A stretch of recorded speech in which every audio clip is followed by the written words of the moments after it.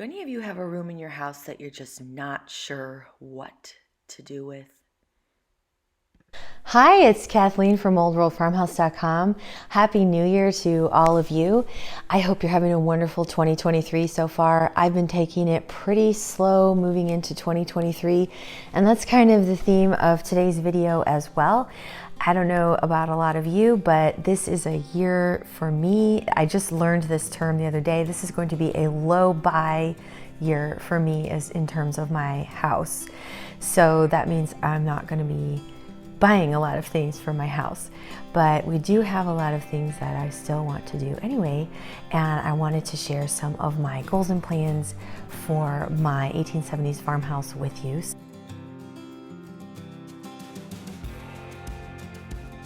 Grab a cup of tea. I'm gonna go grab my cup of tea. The first thing I want to do in here is make a room plan. So I've never planned a room before. I've never measured. It's usually just a hodgepodge of hand-me-downs and things we already had, moving them around as best as I can to see how they work. And I've worked a lot in this room because we use it when we entertain, we like to give parties, and so I have worked and worked and worked on the flow to try to make it as comfortable as possible and seat as many people as possible. But I want to take it a step further, and so what I'm planning to do is I got this architect's scale and I got a pack of graph paper and I got this house furnishings template, and I'm going to follow the on Laurel Burns' blog. She's an interior design blogger that I love. Hello Laurel, I love you. And I'm going to follow her instructions and try to map out my living room and just see if I can make it just as comfortable as possible and have all the furnishings work as best they can, just with what I already have. So I hope that I can share that process with you very soon. I think it's going to be really an interesting little exercise. For that, I really need to get all of my furniture cleaned. I've been putting it off for years because I haven't wanted to spend the money either to hire somebody to come or to rent a steam cleaner, but it's getting to that point where there's only so much spot. I can't do any more spot cleaning. Some of the slipcover things I can take off and wash, and I'll do that for sure. But like this chair, it's some kind of silky material that cannot get wet. I love this chair. I got it at my favorite secondhand shop a few years back. It's getting really dingy and I feel bad. I'm sorry, chair. I'm going to take care of you this year. Some of it, like my chairs with the little apple trees on them, I feel like the upholstery might be past the point of cleanability. I got these chairs really cheaply off Facebook Marketplace and I love the pattern on the upholstery. I really love it, but I don't like the shininess of it very much, and it's just starting to get so worn out looking. I'd like to upgrade these chairs.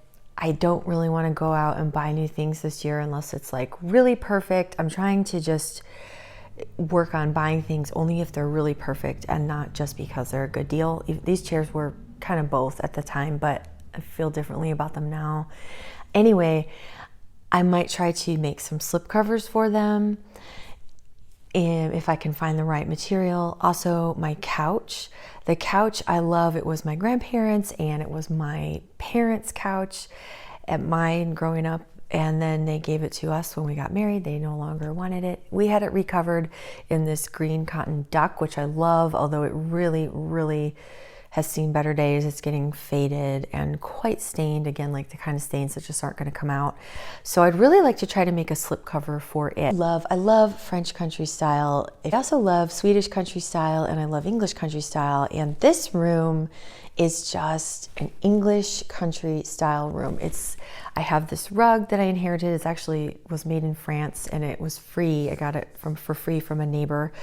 But just the colors on that rug, and then I've got this chintz settee and these other chairs with a lot of color and pattern, and I just feel like this room needs to go in an English country house direction, and so I want to do more of that. So when I say the right fabric, I want to really make sure that I'm getting some fabrics that are very keeping with English country style, like where there's just like pattern upon pattern and interesting, multicolor palettes, but it all works together and it's just this really cozy, eclectic, slowly done over time feel. That's what I want this room to look like. After I get the furniture cleaned, I need to sew the zippers back on these cushions. They fell off last year when I washed them, and it's been a whole year. I have the zippers. I just need to sit down and do it. I've never sewn a zipper before, but it seems pretty straightforward. So that's another goal that I have this year. And then I recently added a couple more lamps in this room that I found up in my attic. They had been given to me by a neighbor, and we needed more light sources in here. We do have this big, old, original overhead hanging lamp, but when you're in here in the evening, it's so nice to have lamps and not the overhead light. And we only had 3 lamps in here, so it got kind of dark. So I added these 2. This one had its shade, and it's actually a very nice lampshade. And this one, I need to find a harp and a lampshade for it. So I need to research to make sure that I get the right size harp and the right size shade. I know there are guidelines for that size-wise. And then I'm planning to make I want to get an inexpensive shade of some kind and then make a pleated fabric lampshade around it or over it, however that turns out, because that is so English country to me, the pleated fabric lampshade. And I've made a few for other rooms in the house, and they're harder than I thought, but luckily I discovered too that I like the ones made with fork pleats, kind of like an old uniform skirt, that are kind of wider, and then it just hangs at the bottom like a skirt and doesn't have to be sewn or glued to the bottom. So they're a little easier to make, and luckily I also like them much better. So I'd like to do at least 2 lamps covered in the fabric, and that's a goal that I have for this year. And I think I could do that pretty quickly because I do have lots of fabric in my stash, and I've practiced, and I should be able to do that pretty soon. And I would love to share a tutorial for how to do these with you, using an existing shade and just doing a really quick, relatively simple makeover. Practically no sew, teeny bit of sewing. So stay tuned for that. That's something I'm looking forward to doing as well in here. I really want to find, I guess this would be something that would be on my wish list to buy, some kind of artwork for over the mantle. There's nothing up there right now because we just don't have anything, at least that I can think of. Maybe I'll look around and surprise myself. I like to get a large mirror, or preferably a large oil painting to put over that mantelpiece, preferably something with lots of color. I think that would be really fun. I'm thinking of one that I saw at a consignment store this year that I should have picked up but didn't.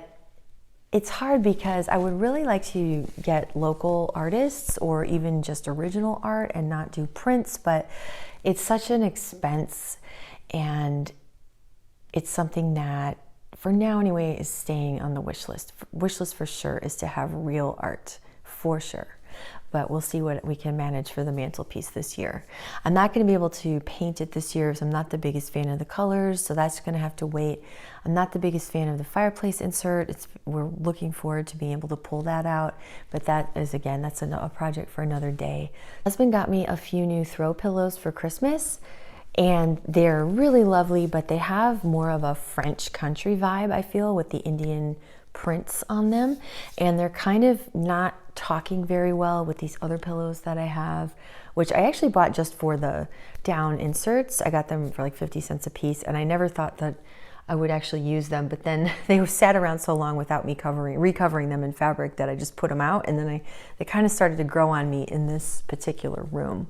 They're kind of these warm colors, but I have to find a way for all these pillows to talk to each other because I love lots of pattern and color, but it all has to make sense. So I want to work on, I know there's, some rules of thumb for how to make different patterns look like they're just amazing together, and I need to look into that. So that's another goal that I have, is to just educate myself a little bit about how patterns work together and get my pillows working together in this room. And then maybe not finally, but the windows in here definitely need to be restored, which we have restored some windows in this house, and it's not hard, but it's very messy and time consuming. And so that's just not going to be something we're going to do this year. but I can clean them and clean the storm window. And then we've had these stopgap curtains up there ever since we moved in. These are some old red velvet curtains from IKEA that we bought when we were newlyweds, and the fabric is really holding up very well, but they're just up there on tension rods and they're not the right size for the window at all. They're way too short. I'm always really embarrassed about them.